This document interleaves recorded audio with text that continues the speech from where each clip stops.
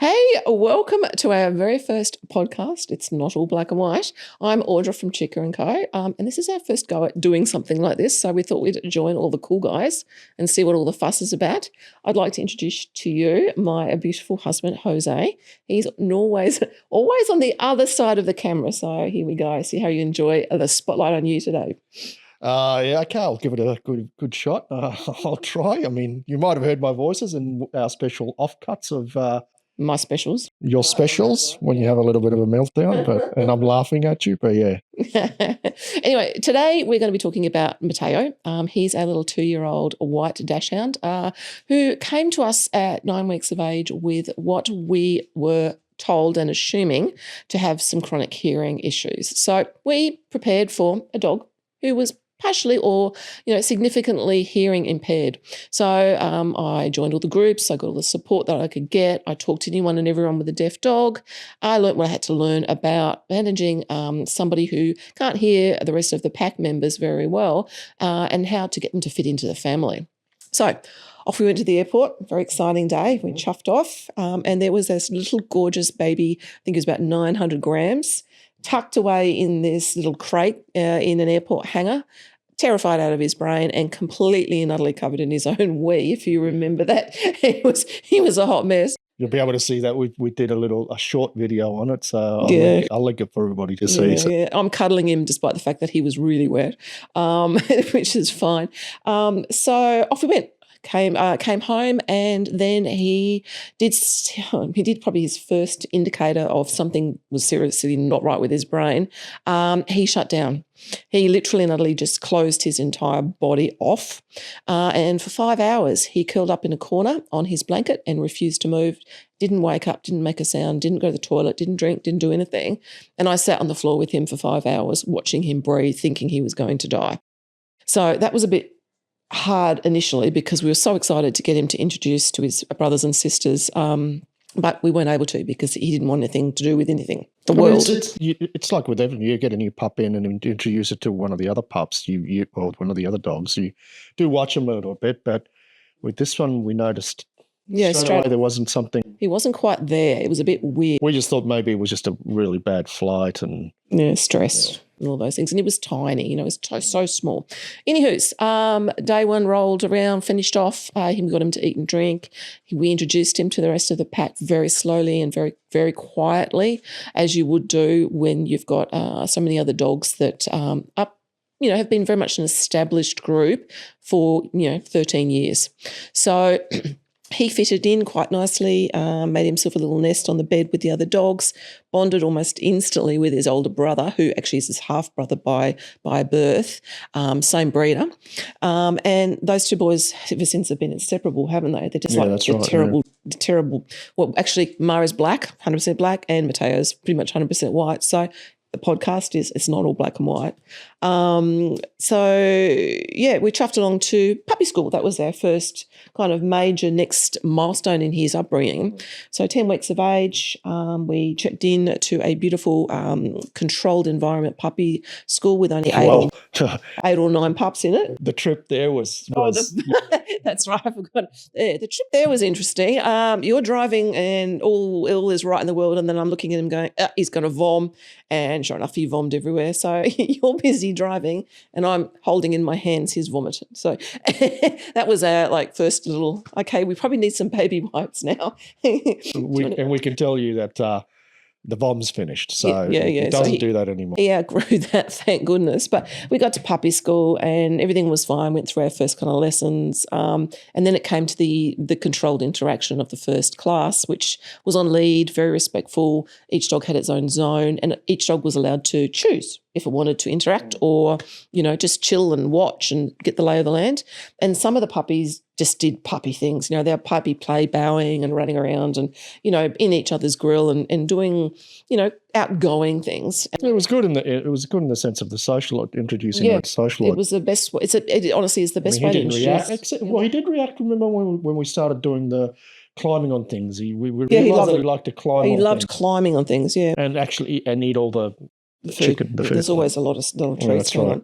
But each and every class as we moved through the program, he couldn't read the room. He had no concept on how to talk to other dogs. He just physically had no clue how to be a dog with other dogs. He was a human as far as he was concerned, and every time another dog came near him or came anywhere near his zone, he looked at his feet like this, just down like that. And it was like, I can't see you and therefore you can't see me. And so, there he is. Is he going to come up? You want to pick him up? No, it's all right. Oh.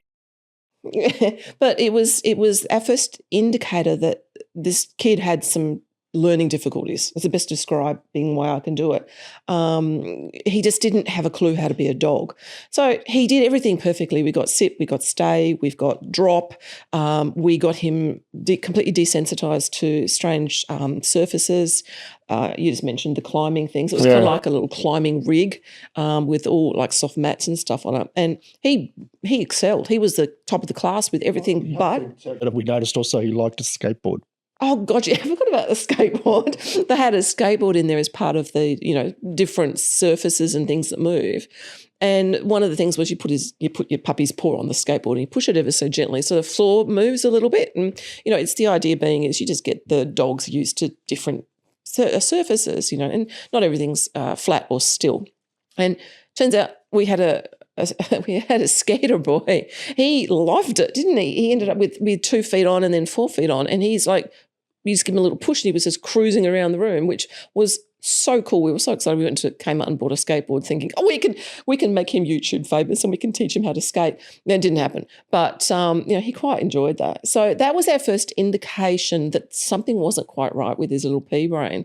But we had no idea at this point in time. Nothing else was showing. Everything else was normal, healthy, play with his brothers and sisters until the age of about 4 months, so about 16 weeks, and things started to go awry quickly. He was obviously getting older and his play became more erratic and he became very rough with his brothers and sisters, particularly his elder sister who was 13 at the time, and she wasn't able to give him all of the dog cues that were required. Oh, here he is. This is Matteo.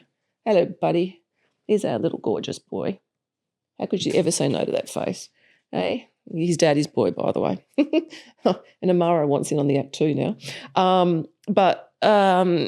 I've now completely lost my train of thought. Thanks for bringing a dog up and letting me see bright, shiny things. He started to change dramatically. His behaviour became manic, and I'm using that term now with an understanding of clinically what manic means. It was actually precursors to his epilepsy. This manic behaviour wasn't just naughty. I mean, he was an asshole, okay? You can't mince words. He was just he was an ass. He was rude, he was loud, barky, he'd throw himself against walls, he'd run up and down the hallway like an idiot. And he decided that ears were the best things ever. So Amara has got enormous ears, as I don't know if you can even see there, but he's got abnormally large ears. And those things were just the best things ever, according to Matteo. He used to take him down, and to the point where Amara used to run and kind of almost hide from him because it became too vicious. Like, it wasn't vicious, it wasn't nasty. There was never been any scraps or anything, but Amara wasn't able to give him the cues that he understood that was stop. I don't want to play anymore. Normally you see dogs playing and they'll play for a while and then one will step back and then they'll do what's called a shake off, which is literally their whole body shakes off. And that's them releasing nervous energy and releasing their endorphins and just letting the other dogs know around them that, okay, need to chill, I'm having a chill. The shake off cue was never registered with Matteo. He did not get it on any level. So this sort of behaviour became ramping up quite quickly, didn't it? We got a bit concerned a couple of times with the elder dog. It wasn't constant, like it wasn't something we just spent the whole day doing. It was just naughty. Like, we just put it down. There was naughty, but then there was Matteo. Then there was Matteo. There's naughty here and Matteo's up here, like Tay-Tay's right there. And then the weeing began, and this is where things started to get really hard for both of us because we both were working from home at the time, and we still do now. We have dog zones in every room. There's dog beds everywhere. Our dogs are our lives. Our dogs are our children, and we work and pay for a house for the dogs. We don't live here, the dogs live here. So all of the zones that were set out for their breakout areas, their beds, whatever, their crate area and whatnot, Matteo just started weeing on everything, like literally urinating everywhere. And it wasn't just once or twice. It was on every single bed, every single blanket, every single mat, anything and everything we put on the floor. Your shoes, anything. If you left a pair of jeans on the floor, it was wee. And it got to the point where all of the other dogs, none of them would go on their beds. They were all sitting there looking at me going, I'm not sleeping in that. That's gross. And so I was washing 2 or 3 loads a day at that point in time. So in comes my beautiful behaviouralist. I had several conversations with her. And so we decided the best way to tackle this is removing the beds. So we removed all bar one bed and we reduced the zones of the house that he had access to that he could urinate in and, run amok in basically. And that helped only because he didn't have the opportunity to wee on the beds. It didn't make him stop on any level or whatever. So along comes about 6 months and his behaviour he went from arsehole to arsehole. There was another level of arsehole, wasn't it, where he just was so out of control and he wouldn't stop barking and he was throwing himself against the glass-backed sliding doors, like literally throwing himself to go outside even though there was no one out there. And then when he'd get out there, he'd turn around and look and then he'd throw himself at the glass doors to come back in again. And this wasn't just once or twice. This would go on for 5 to 10 minutes at a time. So, mind you, I've never seen a dog go through doggy doors like you see. Matteo has ripped our flies through the security screen off the back of our glass sliding doors more than a couple of times. So that's impressive to rip a security screen off a door, considering he weighs 5 kilos. So that'll give you an idea of the force, inertia that we have with this little guy. So we had a conversation that was a robust, a marital conversation. That's code for argument, over desexing him because we were working on the assumption that his testosterone levels had rapidly increased to the point where we needed to do something about it for the sanity of the pack and the sanity of us, because I was concerned he was going to hurt himself, throwing himself around like he was. And Dashies, they have bad backs. Their backs are not good at the best of times. So we had this conversation about desexing him at 6 months and I pushed back because I know that rapid removal of hormones in animals and humans, also side effects of that are skeletal. It tends to reduce the bone density quite dramatically, the calcium levels basically in your bones, so your bone density. So, we've all heard of hormone replacement therapy in menopausal women. That's the reason why, because our hormones change dramatically and our ability to absorb and hold calcium in our skeletons and our bones is reduced. So I didn't want to put this nearly 7-month-old baby Dachshund, his skeleton, under any more duress by desexing him. So now he's having a conversation. Excuse the barking. So off we off to our beautiful vet. We went through all the blood works that we could have done. So I have baseline bloods for him. He went through surgery, flying colours, anaesthesia, not a problem. Came home with pain meds. He was sleepy and quiet and whatnot. And then he didn't really attempt to chew at his. No, he didn't. No, he was not one of these dogs that required a cone. He just was quite happy with whatever. Evs, I'm fine. That doesn't really bother me. I don't even know it's not there, kind of thing. And over the course of the next few weeks, we didn't notice any great change in his behaviour, I don't think. No. No, there was a little bit, but that probably more because we just had his nuts chopped off. So poor boy. Sorry, everybody. Sorry for all men out there. All the guys out there. You know what I mean. But anyway, it was done. The job, the deed was done, and so we worked with what we had. So his testosterone started to get reduced in his body dramatically, quite quickly, and then the real fun. I wouldn't say the word fun. Fun was a bad choice of words. Then the real challenges, snapsies began because he was the same manic dog, but he wasn't quite. Anyway, I was out and it was at night time. And this was in summer, and we live in Brisbane in Queensland, Australia, and we have cane toads here. Now, cane toads are disgusting, revolting creatures that will kill a dog. They have a poison that secretes on the back of their necks, and as soon as anything attacks or tries to bite a cane toad, their defence system is it secretes this slime out of their back, and it's highly toxic. It's hallucinogenic. And so dogs get addicted Dogs to get it. addicted to it. It's like, what's the LSD? LSD. It's got the same hallucinogens as LSD in it, apparently. And unfortunately, we have Topita, who's now 13 and a bit. We call her our stoner dog. She hunts down those cane toads to get a high. And she's cost us quite a lot of money over the years.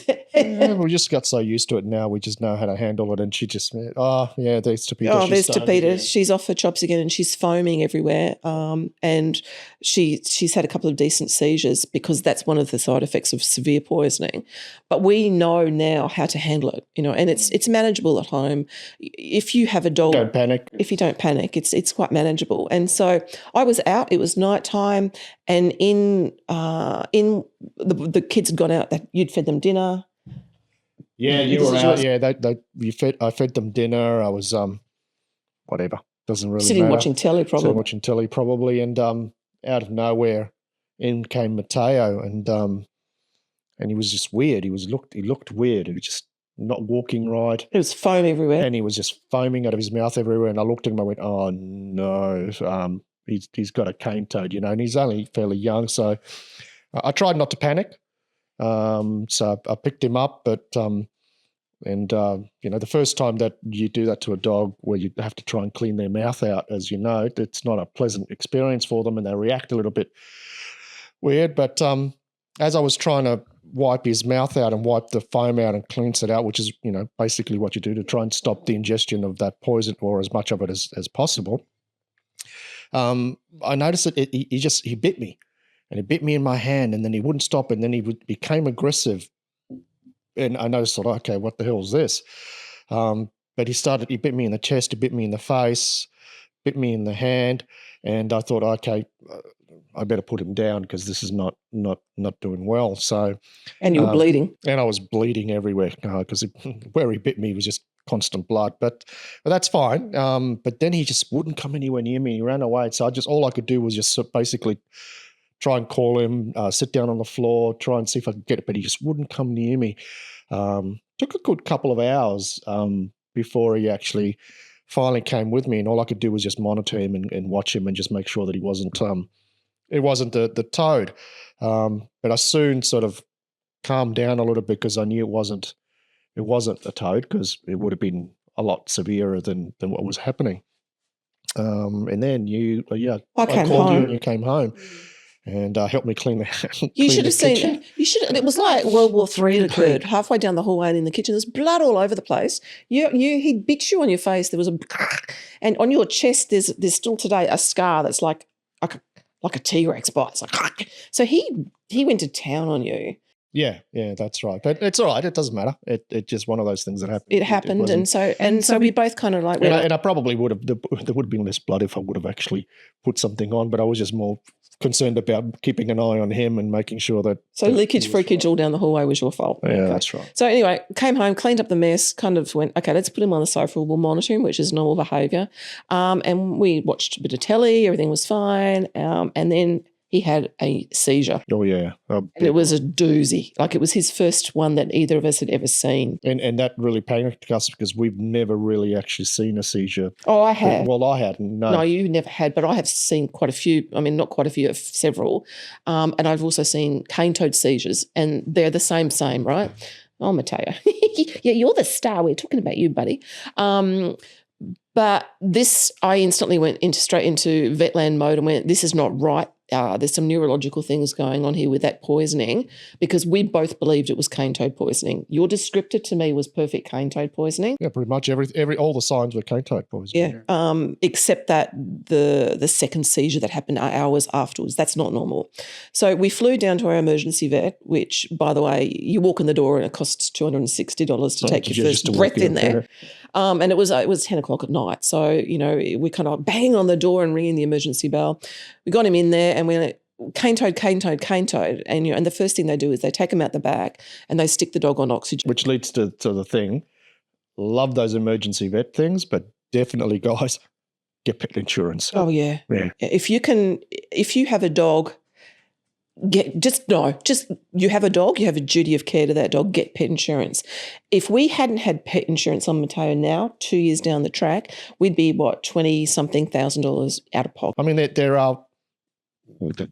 our family, and people that know dogs and love dogs like we do, and I'm sure all you people that are watching, they're your family. You get insurance for yourself and your family. You know they're part of your family. You just get them, and it's just a peace of mind, and knowing that when something happens, this.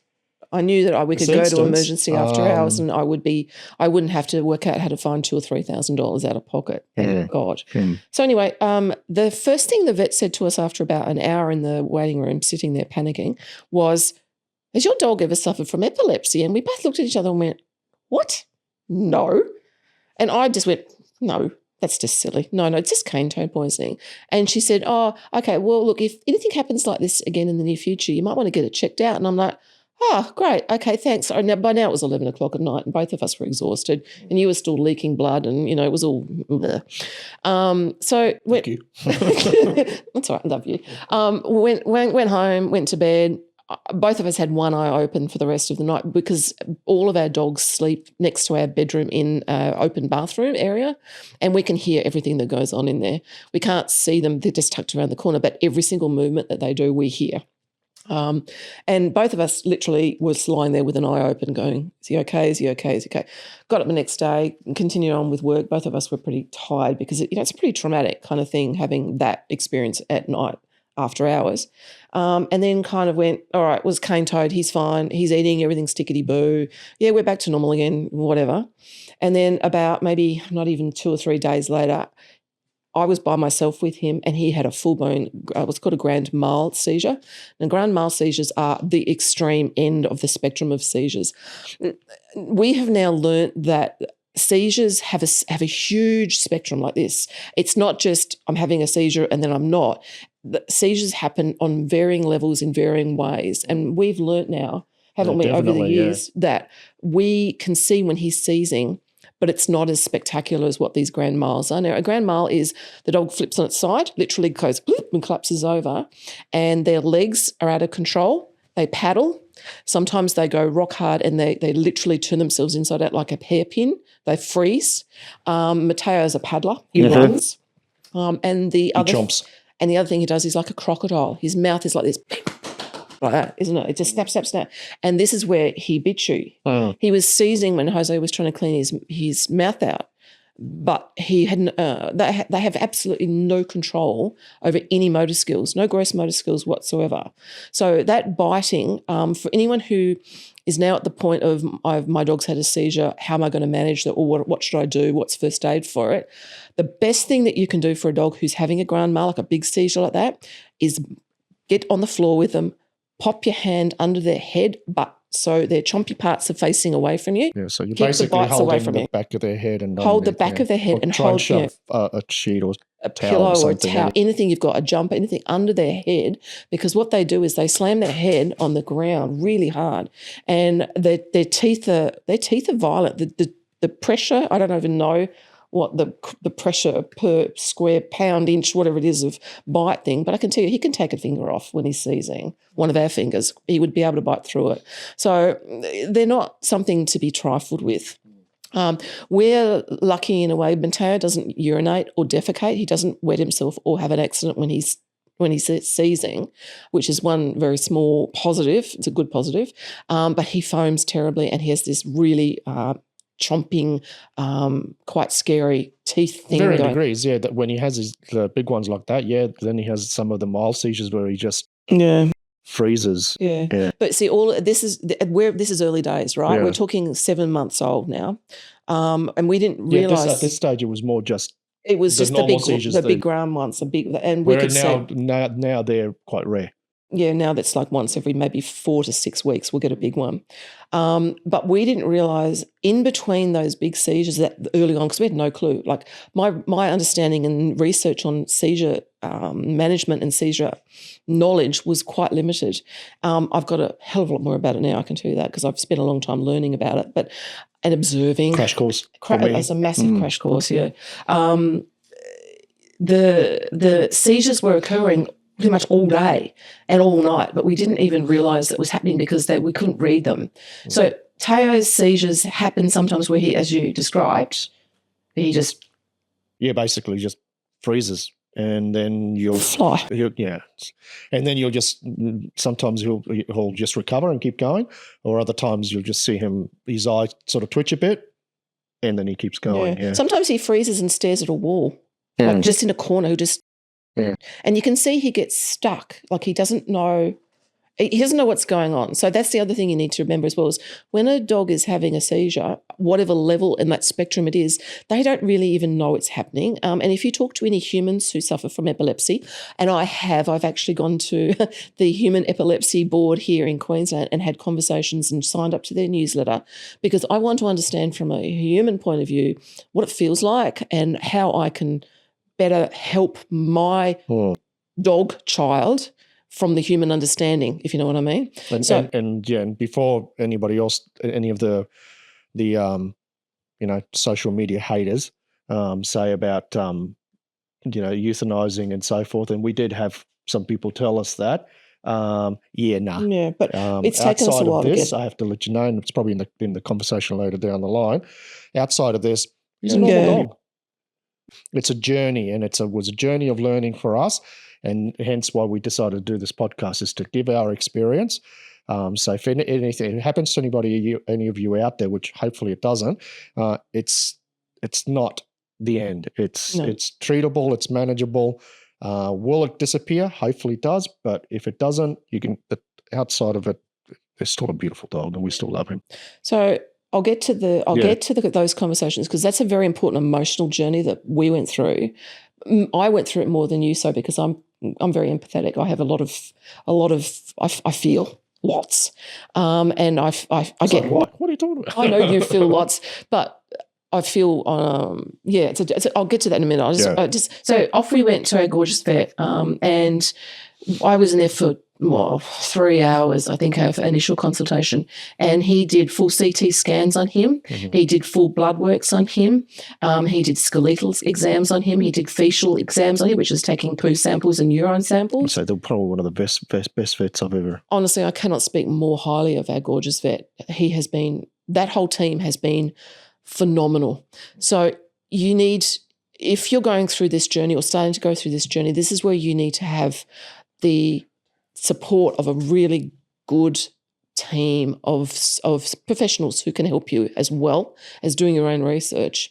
So off we went. So 3 hours later, it came back with, we have not a sign. We got nothing. His bloods are great. His urine and feces are perfect. I'm bang on. He's really the diet you've got him, by the way. The diet you've got him on Baldra, by the way, is fantastic, which is quite funny when he said that, because I was like, yes. All the haters are going to hate out there and say you need to feed only kibble. No, we've never fed any of our dogs kibble.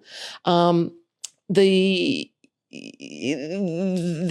3 hours and thousands of dollars worth of tests later, I came out of there with him under my arm, knowing nothing more than what I did walking in there, than that he has got epilepsy. He's got juvenile epilepsy, and we don't know what's causing it, because there are several things that can cause epilepsy. One's the mechanical side of things, that is, the dog's born with a malformation. 2, it's something like a tumour, which is a growth that can cause issues with the brain stem or the brain. Or 3, it's genetic. And 4, in human land, we have no friggin' idea. We really don't know. Honestly, human studies in neurology, it's fascinating, but I now know that we know nothing about the brain, really. We know that there's zones in the brain, and we know that certain chemicals are produced in the brain that do certain things in the body. Sorry, I'm having some apple juice. It's after hours and we're adults, and this is our podcast, and we can drink wine if we want to. So, yeah, whatever. Fly. So the zones on the brain do different things with the body, and with epilepsy, there are certain types of seizures caused or mapped in the brain in different parts of the brain: front of the brain, middle, frontal lobe, middle lobe, and the back of the brain. And I'm not going to go into all the technical stuff because there's no need for that. There's other brilliant professional specialists who spent their lives studying this, and I would probably butcher the Latin of all of the science behind it, so I'm not going to go there. But anyway, the brain's got zones and they fire differently. And basically what the vet said to me was, his brain's misfiring. It's like a car with spark plugs that aren't working. So for those people that don't know what spark plugs in cars, it's the bit that makes the car fire, right? So his brain was misfiring all over the shop and causing these huge seizures and causing these little ones that we didn't even recognise. And when I was sitting in the surgery on the week following, for another follow-up, because Dr. Charlie, his name's Dr. Charlie, he put him on fentobarbital, or that was the first drug that we went to, which is the first port of call for your frontal lobe style seizures, from what I can understand. It's your universal accepted, generally works for most patients, drug. So off I went with my little bottle of pills, and he gets 3/4 of one of those twice a day. So that was the beginning of our lifestyle, our lifestyle alteration, I'll say. I won't say change. We altered our lifestyle now because he's now having a little seizure right now. I don't know if anyone can see that. But the lifestyle was dictated by his tablet times at 7:30 in the morning and at 5 to 5:30 at night time. And it had to be on time. And we learnt very quickly, if we mucked up those times, he would have breakthrough seizures. And it was bad. And I can tell you right now, I sat on the floor, and the first major breakthrough that he had was because I forgot to give him his tablet in the morning, and it was like 9:30, and I went, I haven't given him his tablet. But that was at the early stage. That was going back, back when he was 7 to 8 months old, and I beat myself up over that like you wouldn't believe, because I made him have a seizure in my head. Okay, that was my thinking and my guilt and all of the mummy stuff and blah blah blah. So back to surgery we went. He's having all these breakthroughs. Don't know what else to do. Keep him on the fentamav, which is the fentobarbital, for another 8 weeks. Come back in 7 weeks now. 7 weeks time, we'll do another whole set of bloods, so we can do base level bloods to make sure everything's fine. One of the side effects of these types of drugs are kidney damage, because the liver and kidneys it takes a lot for them to process these chemicals to get them out of the body. And it was one of the things that I immediately went to, I can manage that. That's fine. I've got that under control. This is my wheelhouse food. So I literally went down a rabbit hole of research on some natural things that I could do to support his kidneys through this process of trying to get the dose right of this first drug. And that led me to milk thistle, which has been known for millennia to support kidney health and cleanse. Dandelion root tea as well, which sounds bizarre. I tend to dip sometimes into natural remedies to support Western medicine because they go hand in hand, right? It's what's called holistic treatment. Dandelion has huge health benefits, and I make a tea for them. I put it in their dog water bowl once or twice a week, and all dogs drink it. They all drink out of the same bowls, and they don't seem to mind it. It tastes quite nice. It's a bit woody, kind of a bit of a woody taster, so it tastes quite good. So he gets the dandelion. He gets MCT oil or coconut oil, which have medium chain fatty acids in it, which have been known to actually help brain health and heart health as well. And he gets lots of antioxidant style foods like blueberries. He also gets potassium, he gets bananas as well, on top of his normal regular rotation of raw foods. So 8 weeks go past, he's still getting all these seizures. The grand males were not as long. They didn't last, like we had one that lasted, I timed it roughly, and it was around 4 minutes, which is a very long time to have a dog thrashing on the floor at your feet, basically. The big ones became less, like time-wise, like 1 to 2 minutes, which was good. But we started to notice that he was getting all these bizarro space-out twitches, which we kind of went, what the hell is that going on? And then we put 2 and 2 together and went, what are we doing to trigger these seizures? And we kept a diary. And this is something that's really important to do initially at the beginning, at the very least, because that diary proved to be quite beneficial to us because it gave us some insight, didn't it, really, on his behaviour leading up to a seizure. So, and one of the things that always was a precursor was overexcitement. Yep. Yeah, definitely. And that's definitely one of them, yeah. Yeah. So overexcitement is something that's really hard to manage on a puppy that age with other dogs in the house and the postman and the deliveries and anything and everything, leaves in the backyard, birds, whatever, things that make dogs excited. So that led us down the lifestyle alteration adjustment of keeping him quiet and calm. And this is where as much as we can you stepped in here. Thank you very much, because as I mentioned at the beginning, we were both working from home and your job allowed you to remotely access work and you had a lot of meetings and you were in and out of Teams meetings, which is like a remote conversation with the rest of the team all the time. I think people know what Teams mean. I don't know if you do, I'm just explaining. So basically, you can see him here. This is Jose pretty much for 7 hours out of the 8.5 to 9 hour daily work day, keeping the dog like this, keeping him lovely and quiet and comfortable. He'd still have a little bounce of manicness, but you'd halve them or more than halve them, just to try and calm his little noggin and calm him down a bit. And it worked. It definitely worked. So, off we went, more bloods, still getting breakthroughs. Except now he's used to, he always has to sleep with his head in my hand. Now he's grown to this state here where you're holding his head. This is his default I'm happy play state. So we've built a really hard thing to maintain, because you're on the sofa watching TV and here's the dog's head over here and you're like, I'm so comfortable. And you're holding the dog's head like this. But if he likes it, doesn't matter, whatever makes him happy, So in comes the next drug, which is Keppra. Now, Keppra is a human epileptic treatment as well, but it deals with a different part of the brain, because we can't work out, the vets couldn't work out what was going on.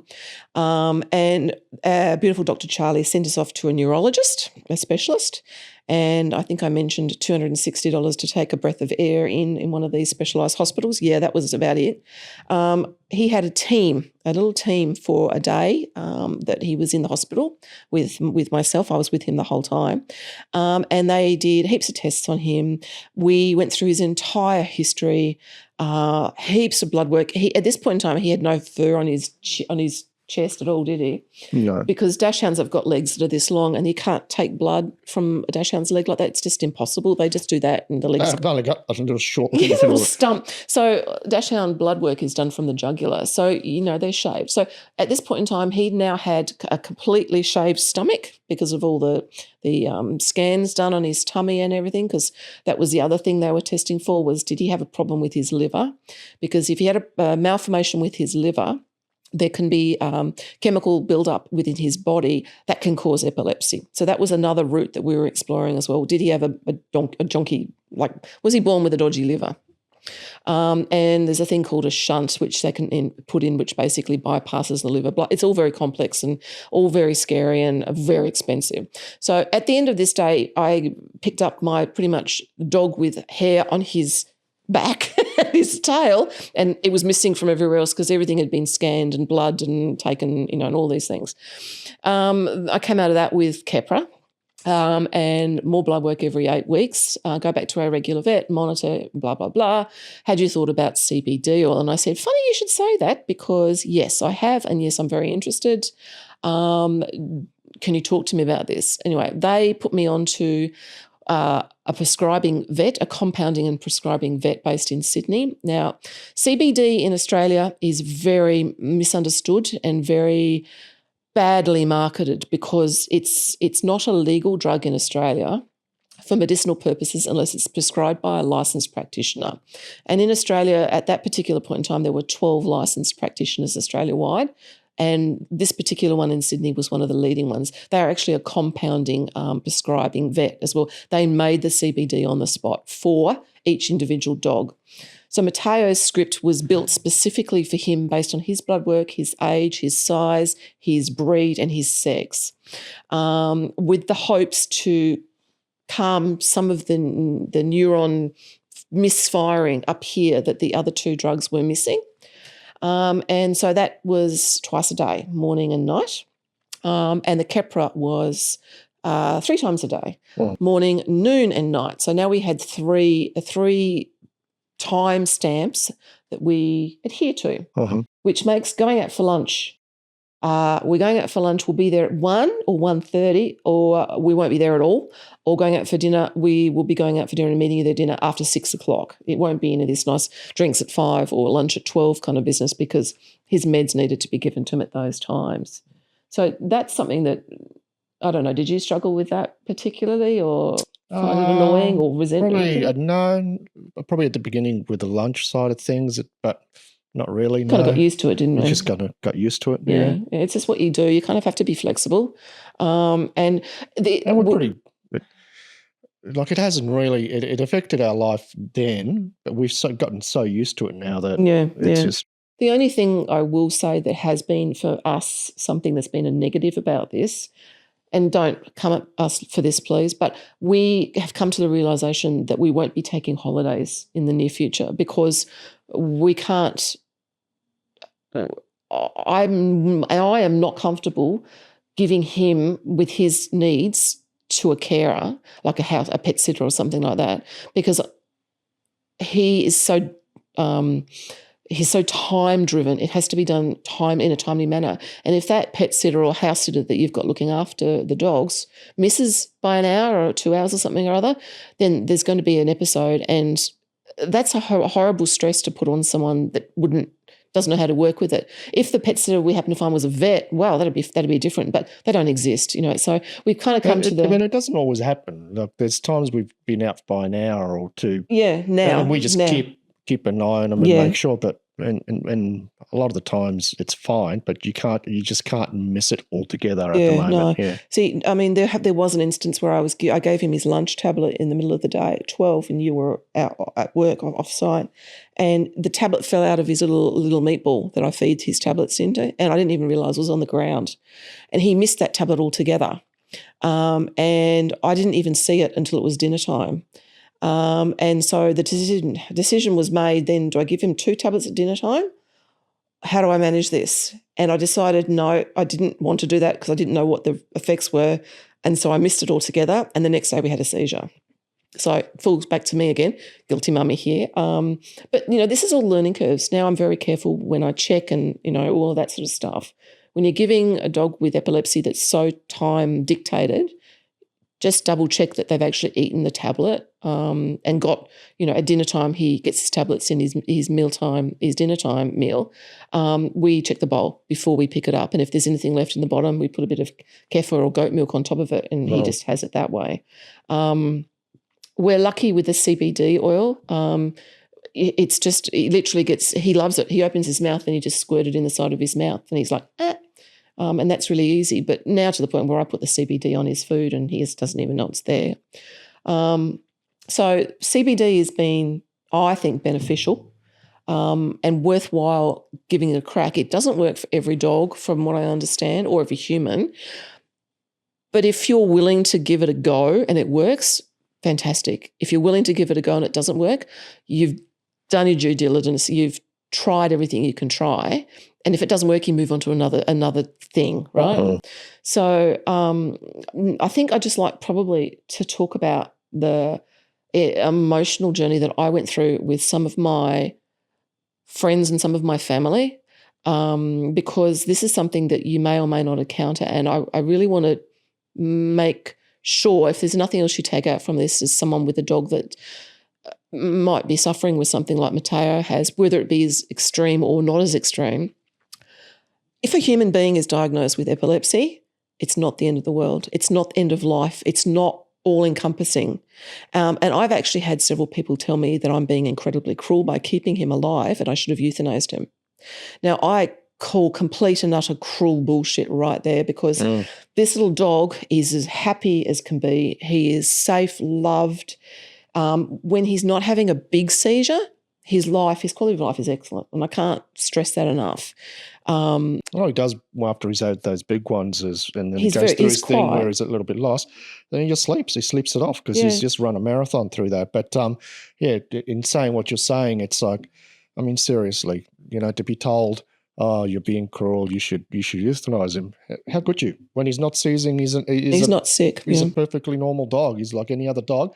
Yeah, a little bit more hard work, but it's a pet. It's our pet. It's more than our pet. He's not our pet. He's our child. Yeah. So so to all the people, if you want to put comments in there telling us that what we're doing is wrong, save yourself the time. We're not interested. No, and it's cruel as well. Just think about how you don't know the journey that the people have been through, and you don't know the journey we went through, and you can clearly tell how much we adore him, and how safe and how we have done everything in our power for him. Yeah. So hence, we're not cruel people. It's not black and white. No, nothing is black and white. There's always shades of grey in everything. That's right. So hopefully this little podcast video that we've done sort of explains and helps you understand hopefully if you never have this problem. But if you do have these issues, it's just our experiences hopefully helped you deal with it if it ever happens. It was a learning curve for us, and we thought about it. We thought we need to let people know what we went through. So if it ever happens to anybody else, and if they're listening to this and find our video, they can understand that it's not the end of the world. It's not the end of the life of the beautiful pet that you've got. It's just an adjustment. Yeah. He's a special boy. You don't have a pet to ignore it. No. And the other thing as well, now 20 months in, 21 months in, his manic behaviour has quartered. Thank God. There was way back at the beginning, in the early throes of his really manic behaviour, he had no ability to control his emotions at all, no filter, as I mentioned. And we went out for a little while, came home. I think we went out for lunch or something, came home, and there was blood everywhere, wasn't there? Remember that? And we could not for the life of us work out how there was splatters up the wall, like it was like a Dexter crime scene. It was like there were splats up the wall, like it had been painted on the wall. And we're like, what the actual has happened here? And we couldn't work it out. And then Amara, his big brother, spun around, and from the tip of his tail, this great big spray of blood came out. And from what we understood had happened, because, as I mentioned, he goes for ears and tails, we think he just got so excited when we got home that because they play rough. Yeah, they play. They're brothers, and they just horse around like idiots.